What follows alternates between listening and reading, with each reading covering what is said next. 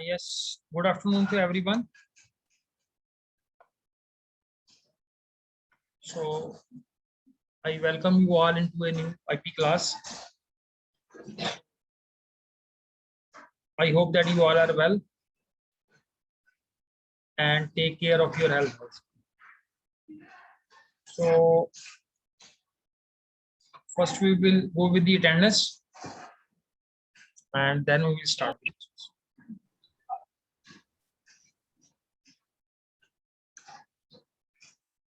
So, first from grade 11A, student from 11A.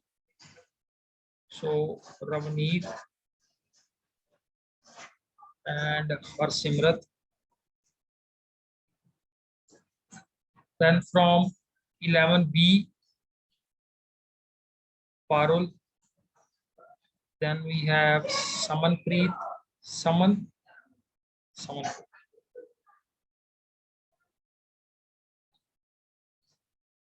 And yes, that's all.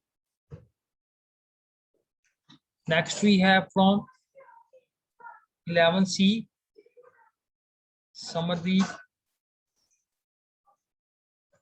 Then we have Krishna, Simrandeep.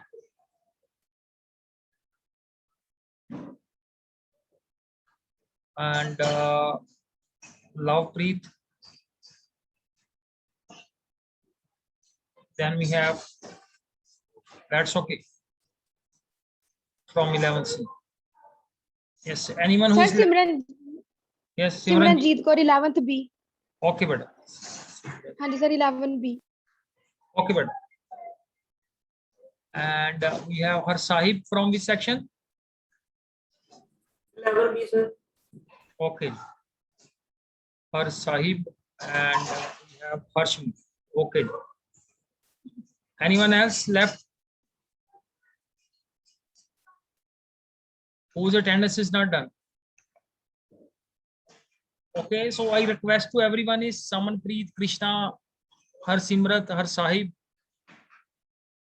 and Ravneet, Simrandeep, Simranjeet, Harshmeet, Mr. Chetan, and Rahul.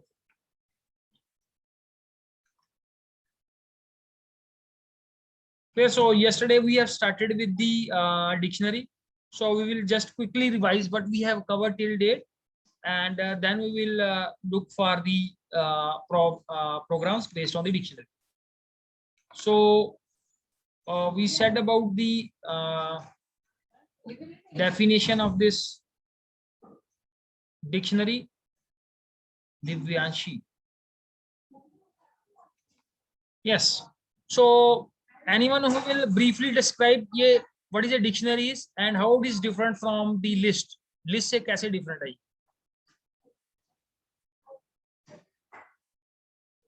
Yes, anyone?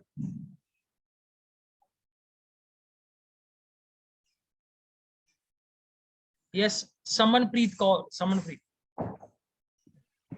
Yes, sir. So dictionary contains a key and a value, and the list just contains one element. And list, sir, mutable तो दोनों होती हैं तो the combination of key and value is called the combination. dictionary. No. The combination. I am repeating again. The dictionary of key and value is called. Sir, pair. Is called a pair, and that pair is called a item in dictionary. It is called a item in dictionary. तो ये एक item बनती है ऐसे दोनों के combination से एक item बनती है in dictionary. And anything else about dictionary? Sir, वो unordered होती है. Unordered होती है. Good. Anything else? No, sir. Sir, key fixed रहती है और value change हो सकती है. Yes. So the dictionaries are mutable. You cannot change the key. You can change the value part of the dictionary, and all the elements in key must be unique. And we have discussed why they should be unique, because whenever we have to search something, the object should be different. Agar similar object honge, so we'll getting confused that which element to take it as a final object. So all the elements of the key part should be unique one. They should not be duplicate. So this was the basic about the dictionary, and then we emphasize that with the help of these curly brackets, we make use of the how to differentiate and make it a dictionary.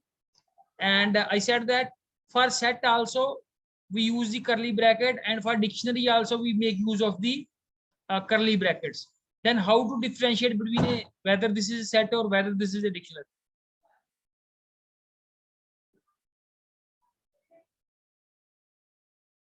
Yes, anyone?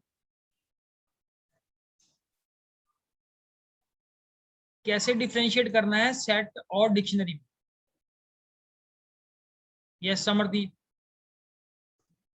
Sir set में एक एक value होगी, but dictionary में we'll have items जिसमें की value अलग होगी and बीच में दूसरी वैल्यू अलग होगी, और उसमें कॉलम से सेपरेट करेंगे.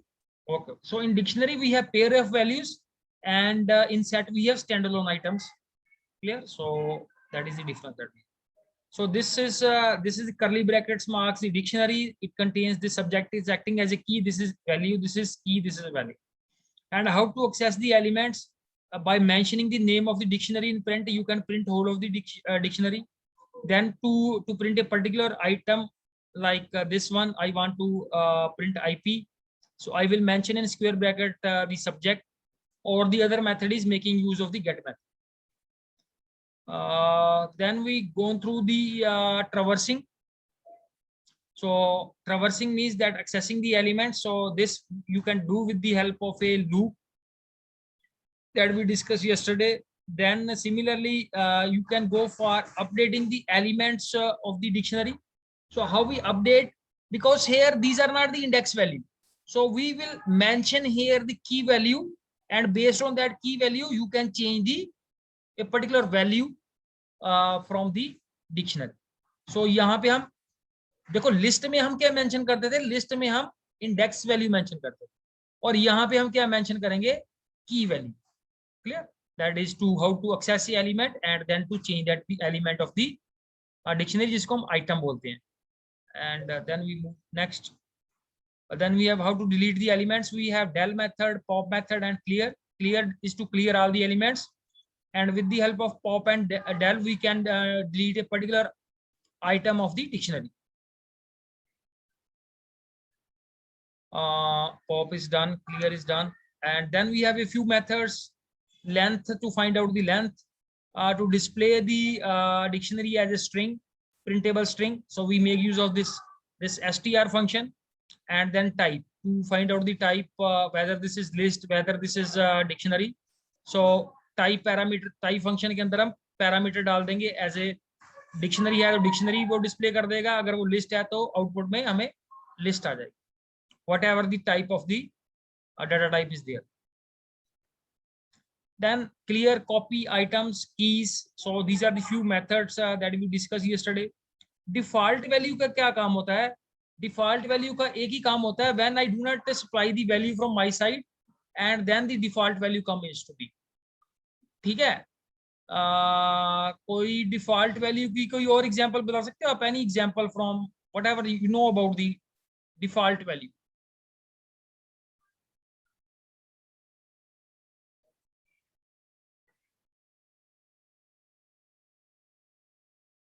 डिफॉल्ट वैल्यू कैसे काम करती है? Now whenever we supply a value, तो वो वैल्यू काम करेगी, और जब आप कोई भी वैल्यू सप्लाई नहीं करोगे, so in that case the default value will automatically play. ठीक है? तो यस समरदीप. सर हो सकता है पाई की वैल्यू हम एज ए डिफॉल्ट सेट करें, अगर वो कुछ हम दे दें तो 22/7 हम दे सकते हैं, अगर कुछ ना दें तो डिफॉल्ट 3.14 वो ले लेगा, ऐसा कुछ. हाँ हाँ हाँ हाँ ठीक है, वैसे ही है. बेसिकली अगर आप ले लो कि जैसे पाई की डिफॉल्ट वैल्यू 3.14, मैं चाहता हूं कि मेरे को 6 पॉइंट्स तक पाई की वैल्यू चाहिए, सो आई कैन पास दी वो जो 3 के बाद 6 पॉइंट मैंने मेंशन कर दिए, 6 डेसिमल प्लेसेस मेंशन कर दिए. ठीक है? और अगर मैं 6 डेसिमल प्लेसेस नहीं मेंशन करता तो डिफॉल्ट वैल्यू जो है 3.14 वो काम करनी चाहिए वहां. So we will elaborate this point whenever its needs come to being. Similarly, we have update that adds the dictionary to key values pair to the dictionary. अगर हमने कोई नई वैल्यू ऐड करनी है into the existing dictionary, and then we have this values to display the value part of the dictionary. Now let's say we have a two questions here. First question is to create a dictionary to store 4 student details with roll number, name and field. Search student in list. तो ये using list हमने element को search करना है. इस question के 2 parts हम इसमें बना सकते हैं. सबसे पहला टास्क तो ये है, that is how I am going to input 4 student. देखो डिक्शनरी में how we input the values, कोई बता सकता है कैसे वैल्यूज ये इनपुट होंगे? और जो इंपॉर्टेंट चीज है, if you look at the slides very carefully, एक तो हमने स्टूडेंट इनपुट करने हैं और उसमें क्या क्या होना चाहिए. स्टूडेंट का रोल नंबर होना चाहिए, स्टूडेंट का नेम होना चाहिए, उसकी एज होनी चाहिए. These 3 things should be there in the student. तो विद द स्टूडेंट थोड़ा सा मैं आपको आइडिया देता हूँ how we will proceed here. जैसे मैंने डिक्शनरी का नाम रख दिया डिक्शनरी 1, ठीक है. अब this is how I start with the dictionary. जैसे पहला स्टूडेंट है, so let's say I take the name age, student का नाम है Navdeep. Clear. Now I want to input ये नवदीप के regarding what I need to input. ये देखो यहाँ पे क्या है, व्हाट इंफॉर्मेशन आई नीड. एक तो उसका रोल नंबर चाहिए, एक नेम चाहिए, एक एज चाहिए. सो लेट अस से आई input here, let's say roll number is 10. clear. then is next क्या था, next parameter था name and age. Yes sir, name and age. Name and age. so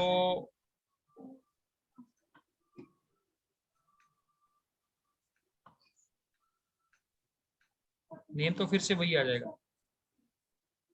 clear. and then finally we have age, so let's say keep it as 18. clear. so like this mechanism we'll be using to input. This is the first student, and similarly we'll be inputting the rest student. Like let's say we have a student name as Mukesh.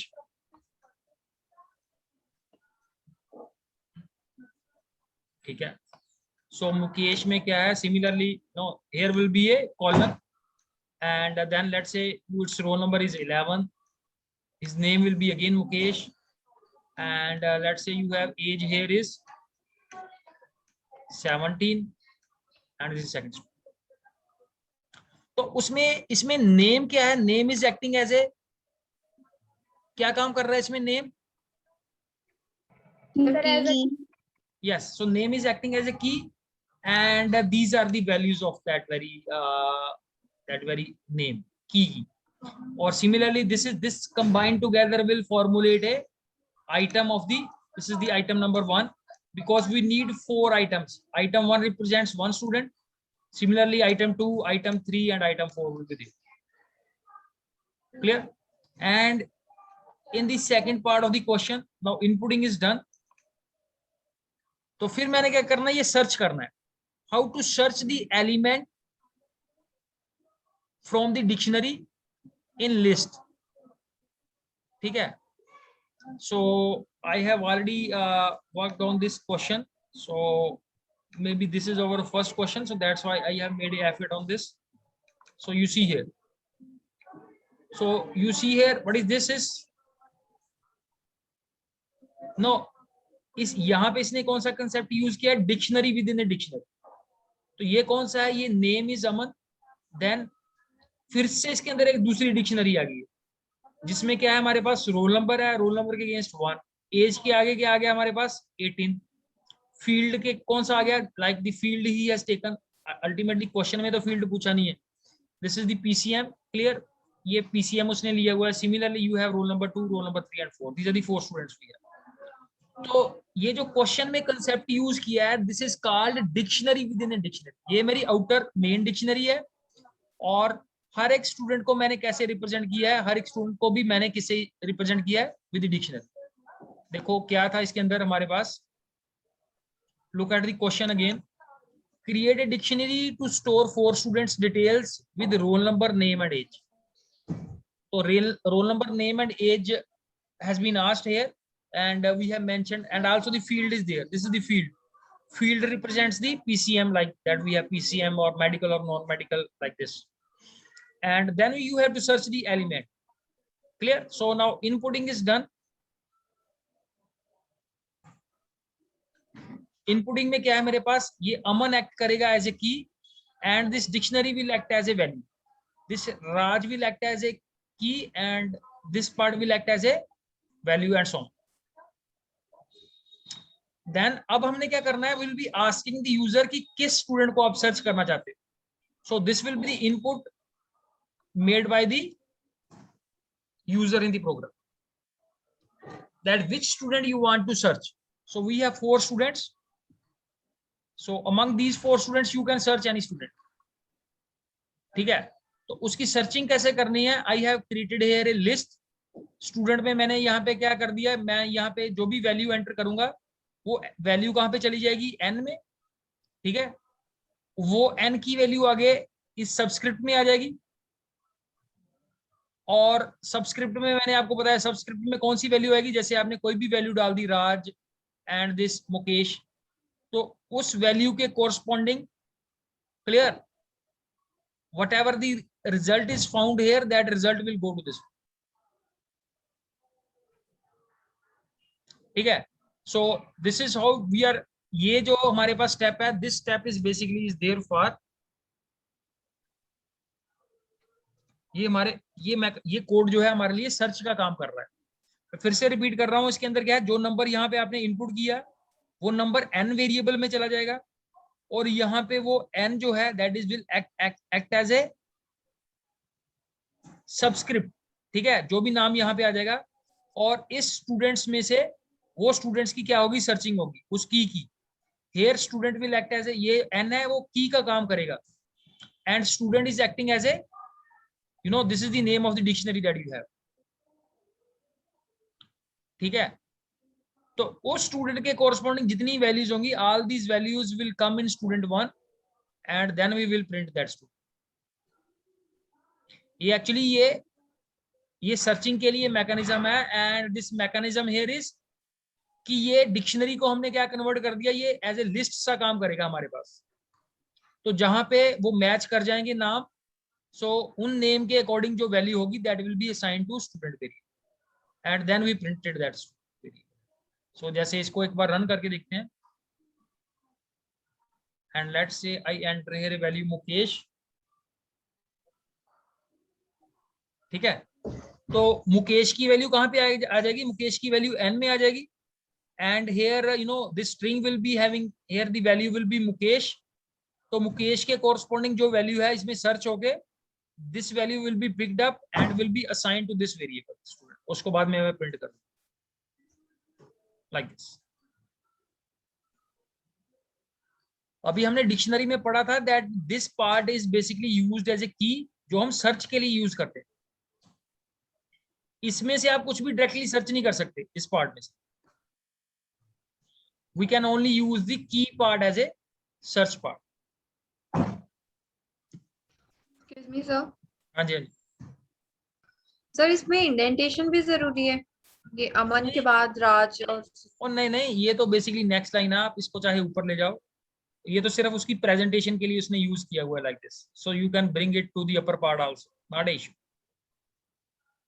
ठीक है, तो यहाँ पे तो dictionary में तो सिर्फ इसको प्रेजेंटेशन के लिए उसने डिक्शनरी को ऐसे बनाया है.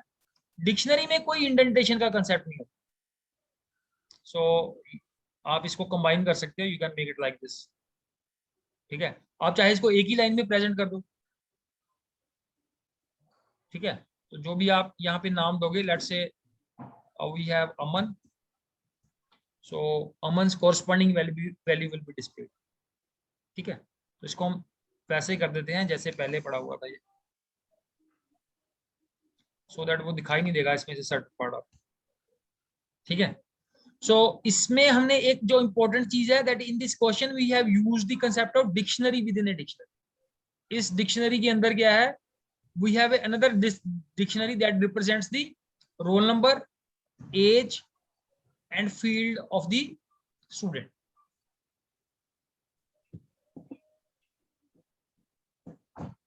ठीक है, एक और क्वेश्चन है इसके साथ related that we can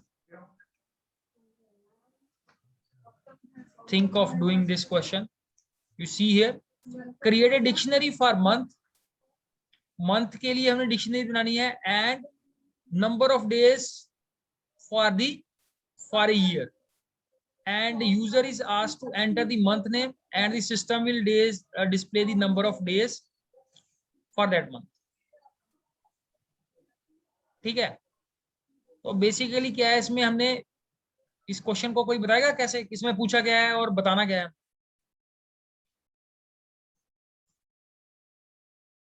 yes Samardeep. Sir इसमें जैसे लिस्ट एक डिक्शनरी बनाएंगे जिसमें एक मंथ होगा, की वैल्यू और उसकी वैल्यू होगी कि उसमें डेज कितने होते हैं। उसके बाद हम सर्च करेंगे, यूजर इनपुट देगा कि हम जैसे जनवरी मंथ में कितने डेज हैं, तो हमारा आउटपुट डेज आना चाहिए, उसके मंथ का नेम नहीं आना चाहिए। ठीक है, so this is almost similar to the question that we have did here. जैसे हम एक मंथ नाम की बना लेते हैं dictionary. So with month we start with January and let's say we enter here the value 31.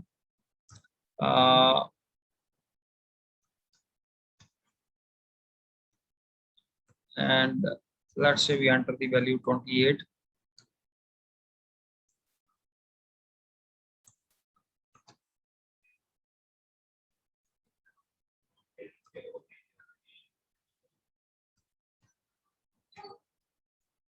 And days here are 30. ठीक है जी, अप्रैल के बाद आ गया हमारे पास ये the month of May, value days are 31.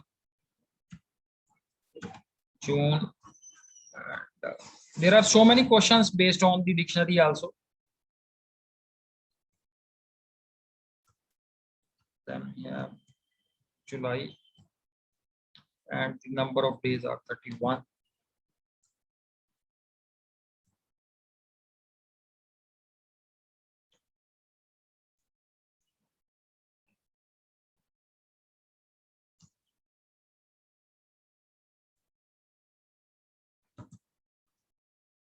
And the number of days are here 30.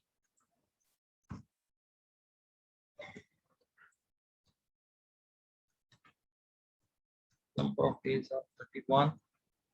Then we have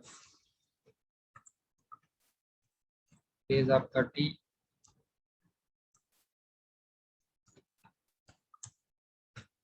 And then we ask the user to input the month name.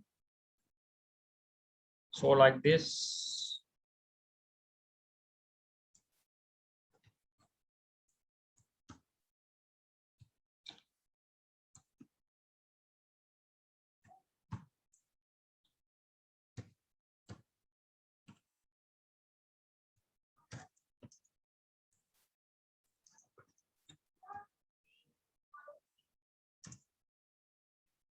Okay, and then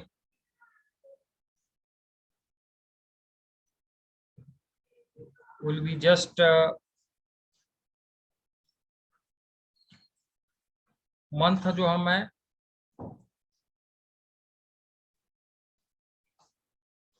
नया variable ले लेते हैं, and with month is the name of the dictionary. No, we have this, and here we have to supply the value here like this month, and then we will say print the जो भी month name यहाँ पे है. Let's do this one. Here is यहाँ पे comma नहीं है. So let's say we enter here August and the number of days are here. Clear? So let's say I enter here a wrong name. So clear? So you will not get any output here because we have not made any mechanism of this one. and you will get here the error here is key error. Key error क्यों है? Why this is called a key error? Because key error में क्या होता है, the error जो keys के साथ related है, ठीक है? तो keys के साथ ये कैसे है, ये related, जैसे यहाँ पे मैंने मंथ वैल्यू क्या डाल दी NOV, तो ये की के साथ ये कंपेयर कर रहा है, तो जो भी एरर की के साथ रिलेटेड है उस एरर को ये डिफरेंशिएट करके क्या बताता है, की एरर है। Clear? So Python provides a lot of help to us कि आपको इससे एरर के बारे में भी पता चल जाएगा कि ये एरर किसके साथ रिलेटेड, ठीक है जी। So these were the two problems that we have and I think you might have been get familiar with this concept. Or next we will see that in our syllabus we have a list of practicals also, and we will see that what is the next program which is the part of our syllabus, and also try to know in programs को आप एक proper जगह पे save कर लेना, because in the end we have to go for a practical file also, ठीक है? तो at the end of the session we have to create a practical file also, in which the list of all the practicals which are mentioned in your syllabus must be there on your file also. तो आप इसको programme, ये जितने programme है अपने system में save करते जाना, ठीक है, one by one, so that at the end we are able to generate the file. So this is your syllabus. Or another important announcement is there, that your syllabus is there on your Google Classroom, and I have uploaded all the NCERT book chapters on your Google Classroom. So with regard to the corresponding topic, you can वो NCERT का chapter जो है आप पढ़ सकते हो साथ साथ. So now that's not an issue for you.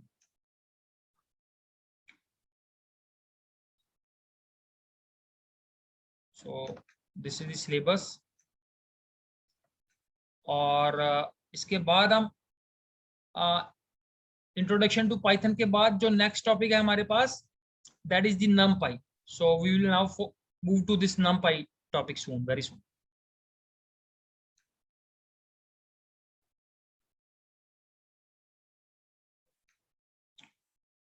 So you see that last we have focused on the EMI, and the next topic we have is to calculate the GST/income tax. तो क्या GST और income tax दोनों same होते हैं या different है या related है?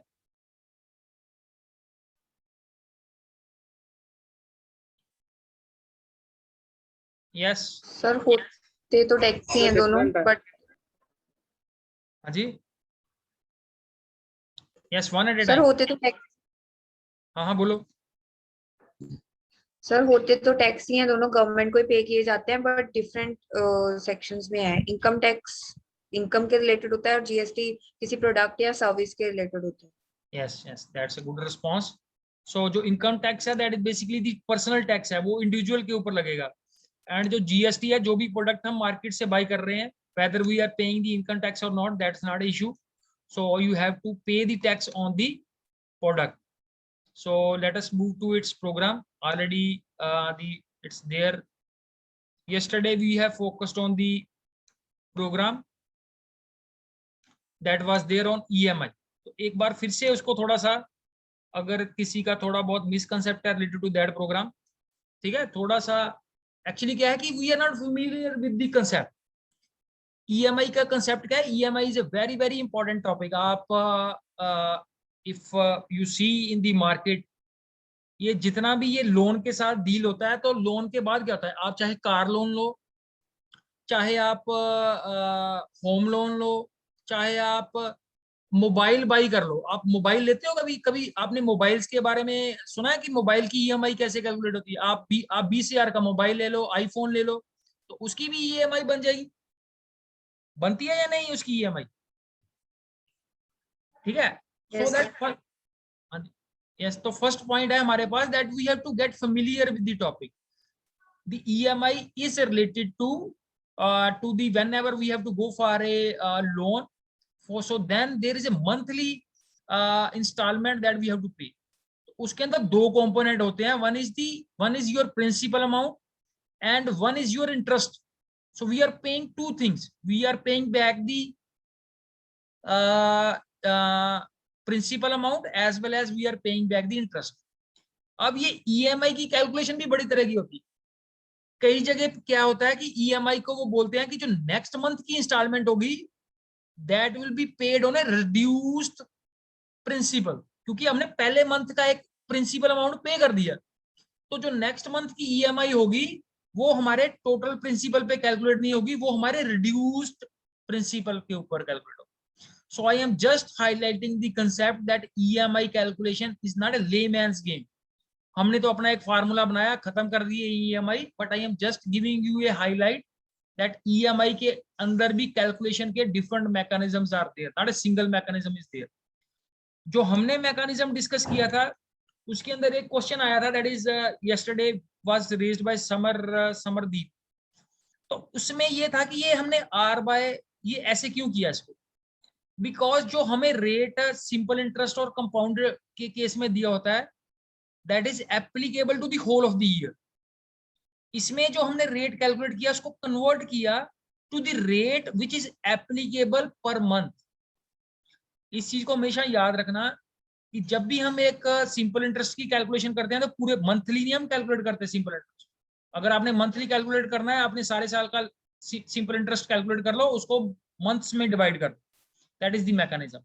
बट यहाँ पे क्या है कि जो हमने ईएमआई कैलकुलेशन करनी है वो मंथली बेसिस पे करनी है, तो इसलिए उसका रेट ऑफ इंटरेस्ट भी मंथली होना चाहिए. You can not apply A yearly rate of interest जहां पे हमने कैलकुलेशन मंथली चाहिए. Clear? So that's why we have converted rate of interest into month, and similarly we have converted the time parameter to the monthly wise. Time into 12. So we have 12 months in a year. तो ये monthly basis पे सारी calculation हो रही है. यहाँ पे उसने यूज किया है the concept of user defined function. उसने फंक्शन से किया था और हमने इसको विदाउट फंक्शन से किया है. So you can convert the same question into user defined function also. किसी की कोई क्वेरी है on this question? So let's go to the today's topic, that is the GST. This is GST. ठीक है, या समृद्धि पढ़ना इसको क्या लिखा हुआ है?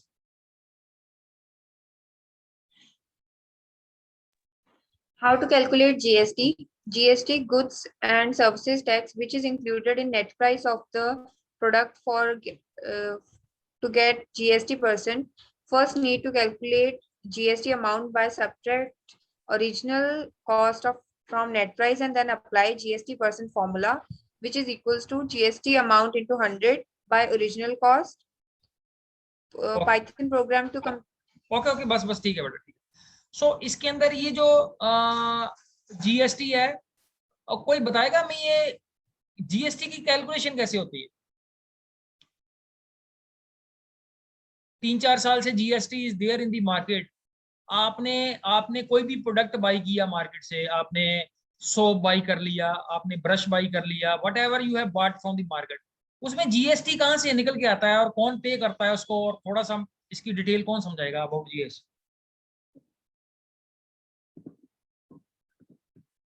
Yes, Harshmeet is ready to respond. Yes Harshmeet, camera on कर लेना हर्षमीत.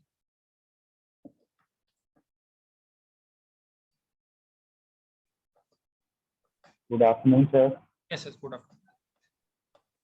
सर ये एक सर्कल चला हुआ है, जैसे मैं एक दुकानदार हूँ तो मैंने एक चीज परचेज की, तो मैंने उसके लिए एक जीएसटी दिया, वो गवर्नमेंट को देगा, ठीक है, एक ये जीएसटी हो गया. और फिर मैंने उसको उस चीज को सेल किया, और जब मैंने उसको चीज सेल किया तो जो मेरा कस्टमर था उसने भी जीएसटी पे किया. तो वो जो नेट होता है उसमें कुछ उसका प्रॉफिट होता है, लेकिन जीएसटी का फॉर्मूला होता है लाइक जीएसटी को अगर कोई डिस्काउंट तो ठीक है, नहीं तो इसका अमाउंट प्लस उसके अमाउंट पर जो जीएसटी लगता है तो वो टोटल अमाउंट होता है, उसमें वो कस्टमर पे करता है. Very good.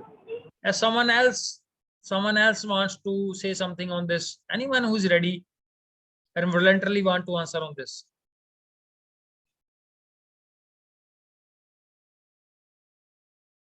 ठीक है. Yes, Ravni. GST 2 टाइप की होती है. Very good.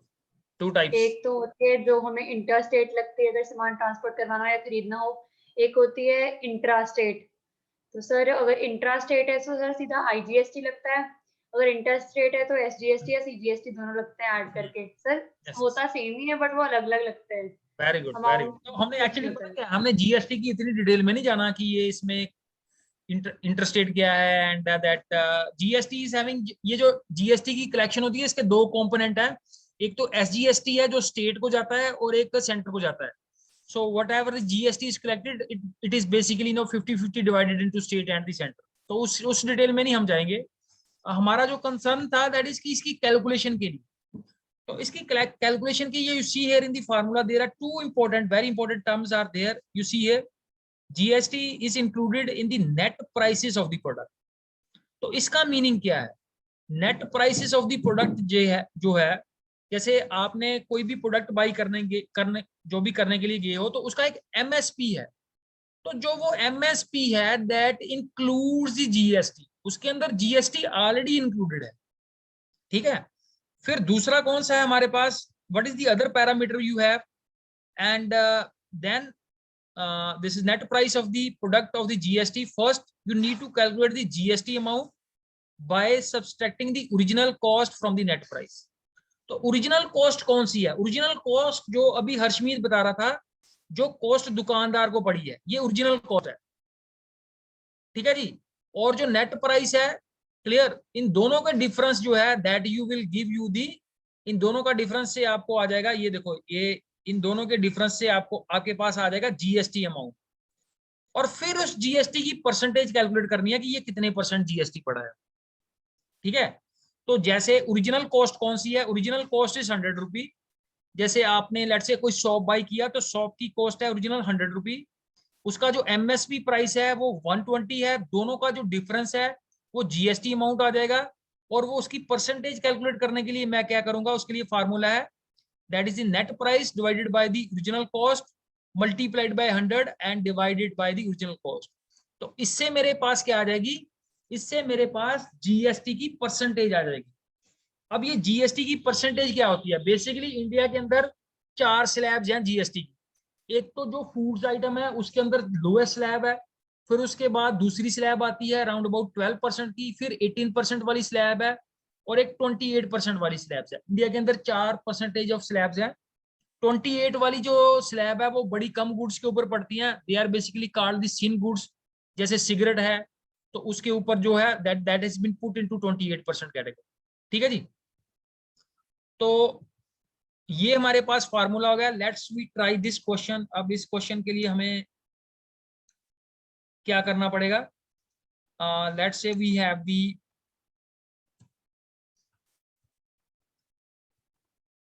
ओरिजिनल कॉस्ट, वही लेके चलते हैं, 100 से थोड़ी कैलकुलेशन इजी हो जाएगी। और जो नेट कॉस्ट है दैट इज 120। ठीक है, कि दुकानदार ने उसको बाई किया 100 पे और हमें सेल कर रहा है 120 पे। ये 120 जो है वो उसकी MSP प्राइस है जो उसके ऊपर प्रिंटेड होता है, और ये कॉस्ट है जो उसको पड़ी है। तो इन बिटवीन उसका जो है he will get the GST and like that inside this one. तो हमारे पास क्या आ जाएगा, GST अमाउंट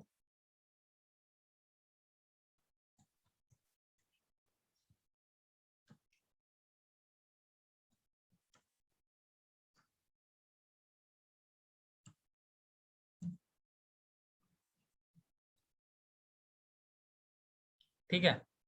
तो इसको मैं क्या करूंगा, दैट इज अगर मेरे को GST परसेंटेज कैलकुलेट करनी है, so that will be equal to GST amount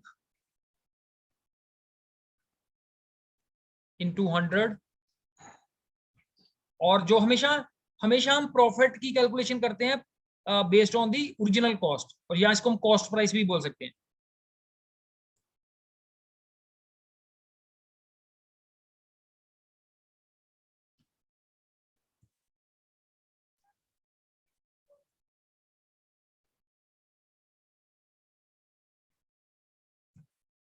and here you can print the, इन दोनों चीजों को आप प्रिंट कर लो।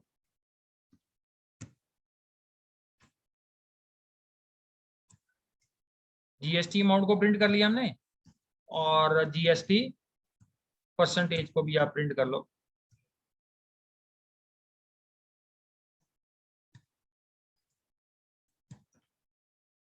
So this one, okay, so 20 का 20% ही ये कैलकुलेट होके आएगा हमारे पास, ठीक है। और अगर हमारे पास कोई प्रोडक्ट है, जैसे आपने you have bought A let's say washing machine, और जिसकी लेट्स से ओरिजिनल कॉस्ट है 25,000, और हमने सेल कर दिया उसको, ऐसे नहीं मर्जी से सेल करेगा, एमएसपी के अंडर एंट्री करना है, 30,000 पे सेल कर दिया। यू फाइंड हेयर कि उसकी जो जीएसटी परसेंटेज है, अमाउंट है, वो 5,000 आ जाएगा, और ये 20% वाली स्लैब में पड़ेगा। तो ये ऑलरेडी चीजें जो हैं वो फिक्स होती हैं कि फूड आइटम के ऊपर कितने % पड़ेगा GST. So GST is already there in the, जो एमएसपी है उसके अंदर ऑलरेडी वो इंक्लूडेड होता है जीएसटी। तो उसमें से जीएसटी अमाउंट वो दुकानदार वापस रिटर्न करेगा, और अपना जो नेट प्रॉफिट है उसमें से they have a mechanism how to go for the net profit and how to pay the GST. तो ये जीएसटी पे कौन करता है? Who pays the GST?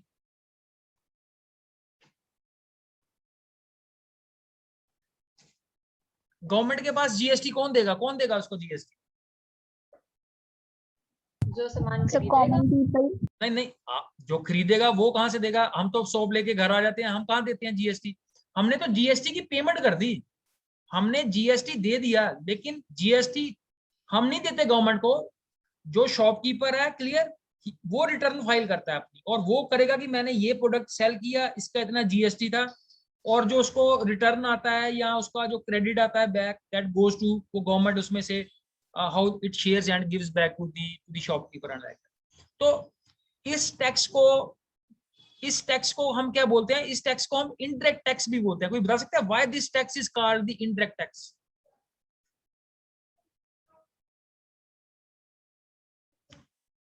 Yes, Harshmeet is there. Harsh,